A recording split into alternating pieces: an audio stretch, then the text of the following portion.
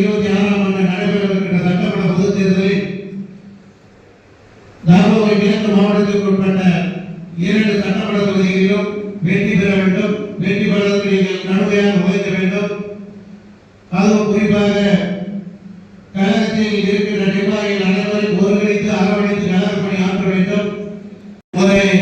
ஒரே ஒரு ஆசையை கேட்டு சமுதாயம் என்ற சமுதாய ஆசையை காட்டி அவர்கள் இங்கே வெற்றி பெற்றிருக்கிறார்கள். வெற்றி பெற்ற பின்பு இந்த மக்களுக்கு என்ன செய்தார்கள், ஏதாவது அவர்கள் மக்களுக்கு செய்ததாக விரல் விட்டு எண்ண முடியுமா, அல்லது ஞாபகத்தில் இருக்கின்ற வகையில் அல்லது நினைவுக்கு இருக்கின்ற வகையில் இந்த மக்களுக்கு, அது குறிப்பாக தர்மபுரி மக்களுக்கு என்ன செய்திருக்கிறார்கள்? செய்யவே கிடையாது.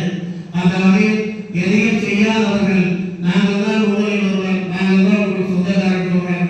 அப்படி ஒரு சொந்தக்காரன் கிடையாதவர்கள். ஏதோ அந்த சமுதாய பேரை கூறிக்கொண்டு இங்கே வருபவர்கள்